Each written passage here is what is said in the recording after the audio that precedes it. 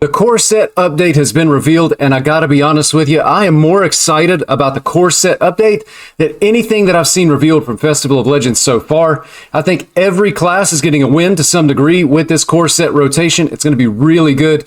I actually want to go through it with you right now. And I think I'm actually going to be switching sides here. I'm not necessarily interested on where I've been. I'm going to pay more attention to where we're going. Taking a look at the Demon Hunter here, you can see the cards going away. There's really nothing here of any consequence whatsoever. That's pretty much true throughout the list, so I'm going to be focusing on what's new to the core set rather than what's actually going to be leaving the core set, because what's leaving, actually no impact whatsoever. For Demon Hunter, Kayn Sunfury coming back, it's going to give aggro Demon Hunter the ability to bypass taunts if needed. If there's a lot of taunts in the meta, then aggro Demon Hunter is definitely going to want this card. Potentially it makes the cut anyway in an aggro Demon Hunter just by virtue of the fact that it has charge, although 4 mana for 3 damage isn't going to be all that good, unless it enables the rest of your minions and potentially your hero attack to bypass some taunts. Immolation Aura coming back. I feel like this card is really good and could be slotted into something like a Spell Demon Hunter. Demon Hunter does have Unleash Fel currently, but typically with Unleash Fel you want to save it for spell power and 6 mana so that you can get the heal.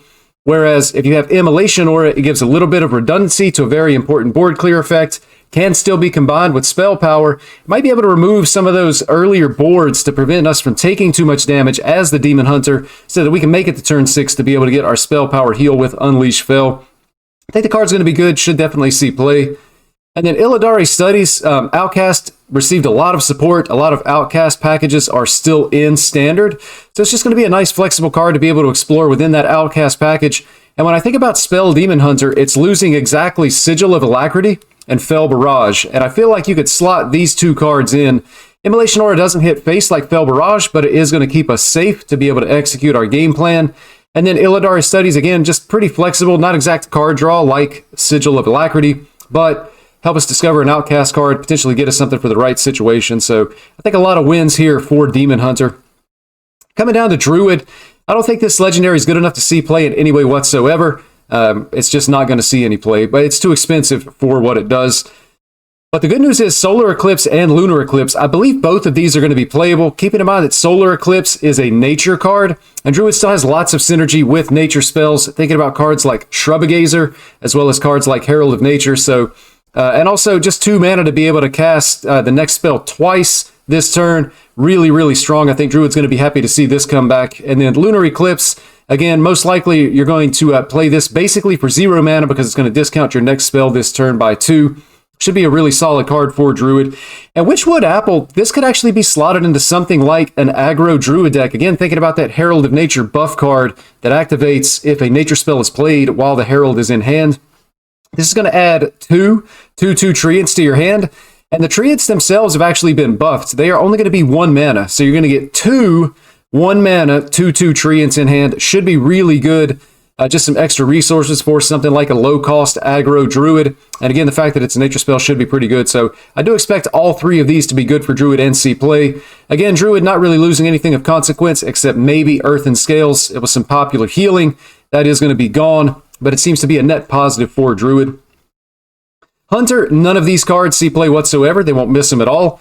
Hunter actually picking up Dragonbane, and the last time this was in Standard, it was just a really good card to be able to deal damage, in most cases to your opponent's face. You were playing it maybe in an aggro deck, you had the board under control, and then your hero power hits 2 face, and this sends another 5 face. Could be like a finisher for an aggro Druid of some form. And then the fact that it has the mech tag is actually really good as well. There's going to be some mech synergies with the neutral part of the core set that we're going to talk about just a little bit later. But Dragonbane, a good card, and I do think Hunter's going to be happy to have it. Secrets added back into Hunter here. I don't think you ever play these in your Hunter deck on purpose. They're going to see no play whatsoever, but they will be viewed in games. We're going to talk about that a little bit later, but in Secret Rogue, these could actually come into play if you find yourself in that matchup. Dog Biscuit, one of the things announced is that tradable cards, at least some of them from the United in Stormwind expansion, are going to be going into the core set. Tradable now going to be an evergreen keyword, which means we're going to be able to expect them to print more cards with the tradable tag. Hunter going to be happy to keep this. Definitely a solid card there. And then the tradable tag also just really, really good in general. Jeweled Macaw not going to see play. I don't think a random beast is going to do anything to advance any Hunter game plan whatsoever, so I don't expect that really to go anywhere. But again, a net positive for Hunter as well. Taking a look at Mage, again, we see what's leaving is a bunch of cards that don't see play. And the cards that Mage is receiving in the core set, Stargazer Luna. I really like this card. It's very exciting that it's coming back to standard. It's going to potentially allow mages to be able to cycle through their deck more quickly. I think about maybe putting this in something along the lines of an Arcane Mage. Just being able to get to your combo a little bit faster. Try to make sure that you have lined up a turn 8 kill with those Arcane Bolts. Maybe a little bit sooner, but turn 8 is when the Arcane Bolts get the buff. Firelands Portal, too expensive. I don't think that's going to be anything to write home about. Fire Sale, again, it's a tradable card currently in the in standard Hearthstone. Nobody's playing it anyway, so I don't think it's sticking around is really going to do anything. Flame Geyser, it's cheap, and that's really the only thing it has going for it. The 2 damage really doesn't do a whole lot, and the 1/2 Elemental isn't going to really be doing a whole lot. So it could be a card it's like a bigger picture card if Elemental Mage kind of makes a comeback. Outside of that, the only use I could think of is maybe in something like a Naga Mage.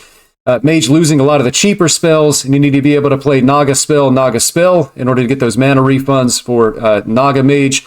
I don't think Mage is going to have enough cheap spells for that deck to be a thing anymore, but it's worth keeping an eye on. And then the 1-drop really of no consequence whatsoever. I don't think anybody ever plays it, at least not with any success. Paladin of note, Paladin Secrets actually leaving standard. I do believe this means there's going to be zero Paladin Secrets in standard Hearthstone. Again, that's going to come into play as we take a look at Secret Rogue here in just a few moments. Outside of that, Paladin receiving Lothraction. You know, there are dude Paladins that are out there right now. I feel like you drop this into your dude Paladin and you're probably satisfied with it. It's not going to put the deck over the top, but it should be a worthwhile addition if you're a dude Paladin enjoyer.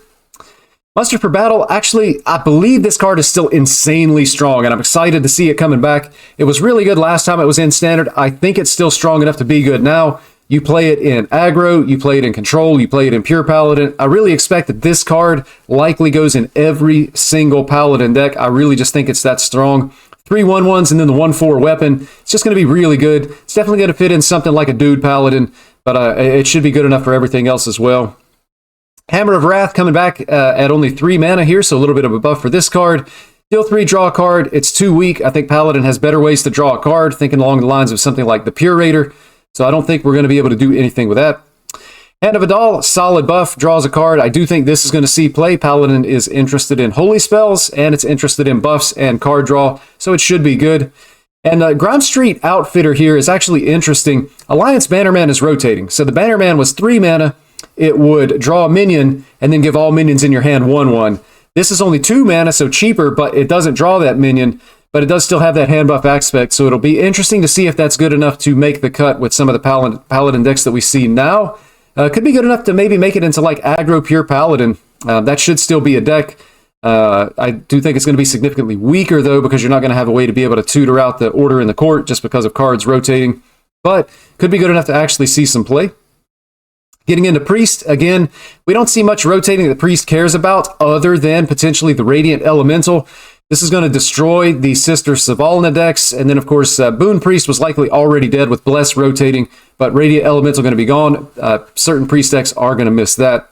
As far as what Priest is getting, Katrina Muerte, it is an undead minion. I think it's way too slow to put into any type of undead Priest that we have currently. Might maybe make the cut in a Control Priest if there's undead minions worth bringing back in a deck like that. Benedictus, this is a huge win for Undead Priest. So currently, the most popular Undead Priest now is only going to be losing 3 cards. And that's going to be the 2 Void Touch to Tenants, which is going to reduce the reach of the deck, as well as Najak Hexen. So I do think you'll be able to plug things into Undead Priest, and should potentially be one of the strongest decks of the next meta as well, just because it's not really losing all that much. We expect the power level in Hearthstone to go down because of the rotating sets. So if the games last an extra turn or 2, because Undead Priest doesn't have that Void Touch to Tenant, the deck should still be fine overall. Also of note here, Shadow Ascendant is an undead minion, and it buffs a friendly minion with 1/1.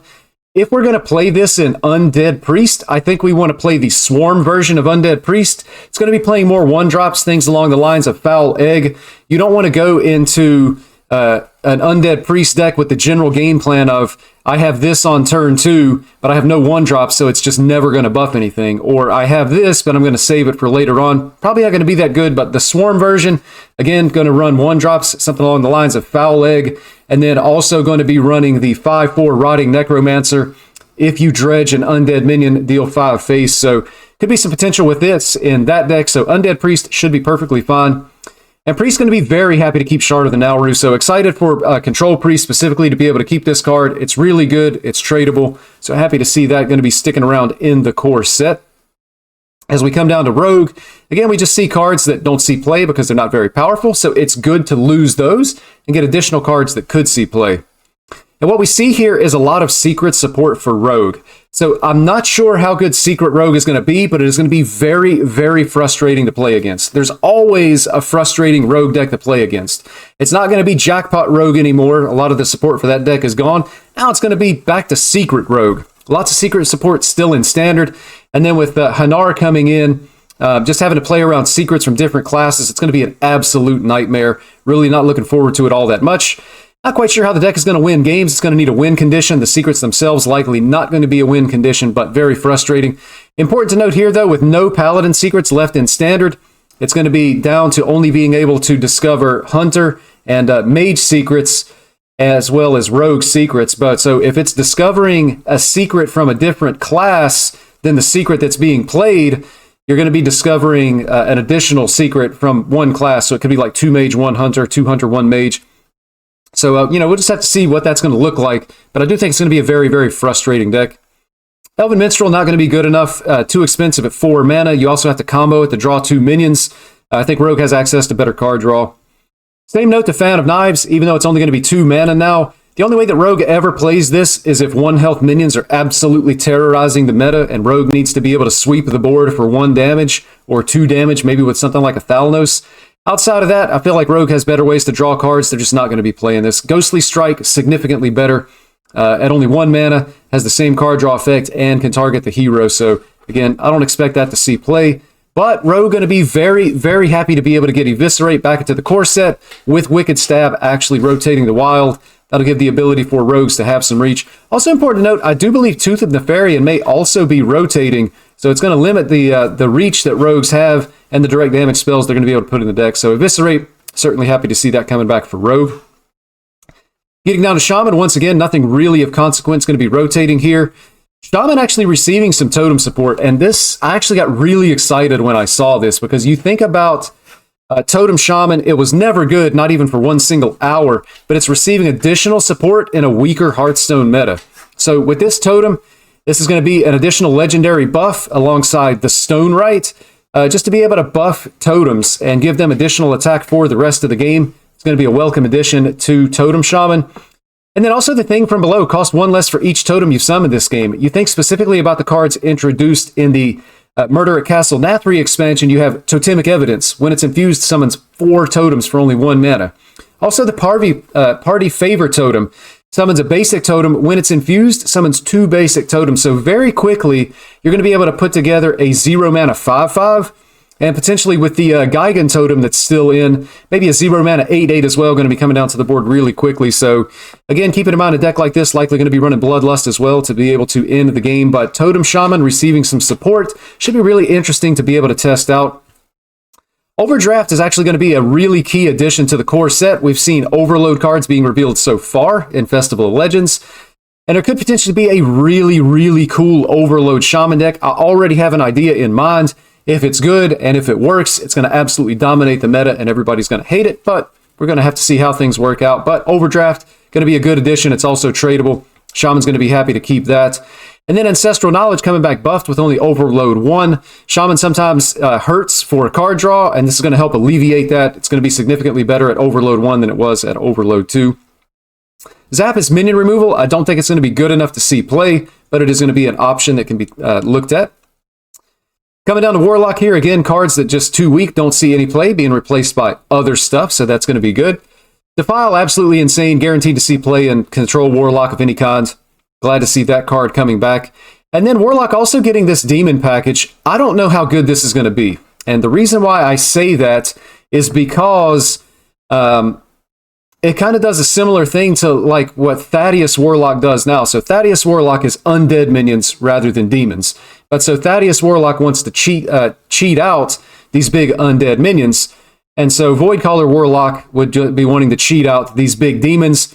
It depends on drawing your cards at the right time in the right order. So I don't think it's going to be all that good, but again, it could be worth exploring. Then Warlock is going to have Spirit Bomb here to be able to play around with if necessary. And I actually want to go back up. I just realized I skipped over the overheal cards for Priest. They don't look all that good. It's going to depend on different ways that Priest has to be able to overheal minions on the board. With things like Gift of the Nauru rotating, Circle of Healing not in standard, could potentially be hard. And if you're having a hero power these for 2 mana, you're just paying way too much for what you're actually getting. So potentially, maybe one of these minions, like a Crimson Clergy, makes the cut in something like a Control Priest. But outside of that, I don't expect the overheal cards to be all that good. Certainly nothing that's going to be able to be played in an aggressive deck just because Undead Priest is going to be significantly better than that. Taking a look at Warrior again, stuff rotating that just doesn't see play because it's not very good. Deckhand rotating, but the quest is not going to be a thing anymore anyway since it's off to Wild. And then taking a look at what Warrior is getting, Armagadillo, I'm not too high on this card. Hand buff Warrior is kind of a thing. I don't know that that's necessarily the way we want to go with a Control Warrior. Enraged Warrior is going to be intact. It's going to still be in standard, and it's probably going to be a lot better just by virtue of a lot of the more powerful stuff rotating to Wild. Again, talking about that power level coming down in standard Hearthstone. So looking at these cards, it really puts me in the mind of like Control Warrior and what we can do with that. Armagadillo, I don't think makes the cut. Bladestorm, however, insane removal. It can remove a single minion. It could remove a board. I think Warrior is going to be very happy to see this coming back from the standpoint of Control Warrior. And again, Dino-Matic, just a really solid card, a mech, so it's going to have synergy with other mechs at times. And deal 5 damage randomly split among all minions except mechs. So if we're able to put together, some type of mech warrior deck, then potentially you're just damaging your opponent's minions and removing them from the board. So should be a very solid card in its original form at a 5-mana 3/4, but I think Control Warrior is going to be happy to see this coming back, as well as Sword Eater. This is just a good anti-aggro card. It's going to soak 5 damage. It's going to give us a weapon to be able to trade with on the board, so should be good. Heavy Plate also sticking around. It is the Warrior tradable card from United and Stormwind. Gain 8 armor, maybe not as good as it was with Shield Shatter rotating, but Warrior does still have synergy. It has a lot of cards that have a bonus effect if you have armor. So I think it's going to be good that this card is actually sticking around. Happy to see it in the core set. Frightened Flunky, I'm pretty sure this card sees play in Control Warrior as well. It kind of depends on how good the Discover pool is for Taunt minions, but it could be a minion worthwhile to play in Taunt Warrior. It's going to generate an additional resource, as well as the fact that playing this 2/2 is going to be significantly better than just armor up on turn 2. And Woodcutter's Axe, I think, actually just doesn't fit in anywhere. There's better weapons, so I don't really expect that card to see play. But again, Warrior getting some decent cards to kind of shore up the Control Warrior archetype. And then getting down into the neutrals, some of my favorite cards in all of Hearthstone are actually going to be coming back. I'm going to point out some of the highlights here rather than go card by card on these.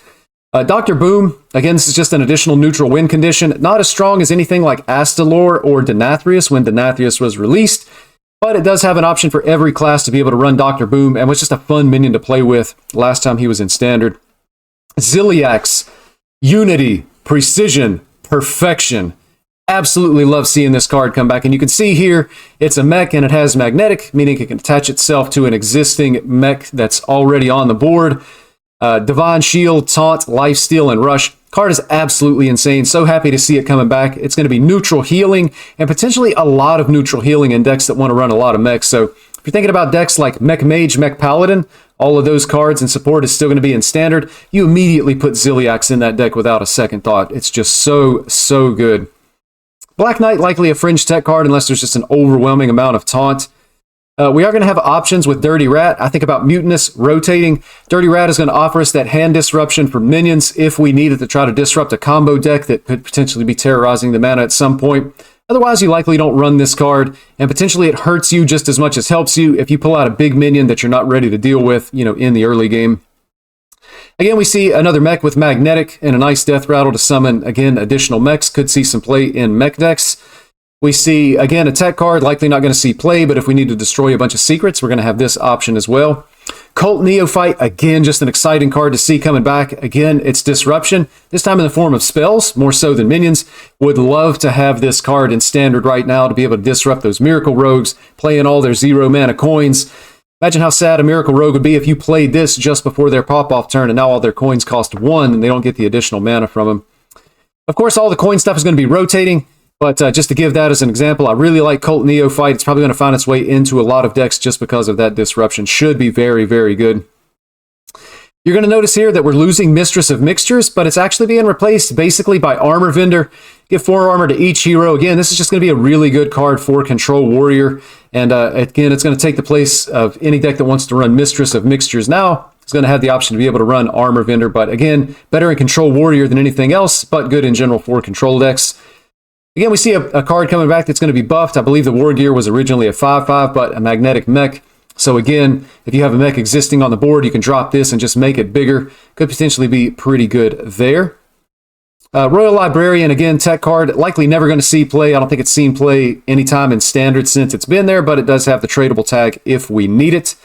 Same note to Rusted Viper. If we need weapon destruction, it's going to be part of the core set now, and the tradable tag, you can just kind of stomach that a lot better if you have to actually run this in your deck. But again, Fringe tech card likely shouldn't see play. Don't bait yourself into running tech cards like this. Most of the time, you just don't need them, or they don't actually help your win percentage enough because you put it in for a specific matchup, but you don't see that matchup enough to really impact your win rate by running these kind of tech cards.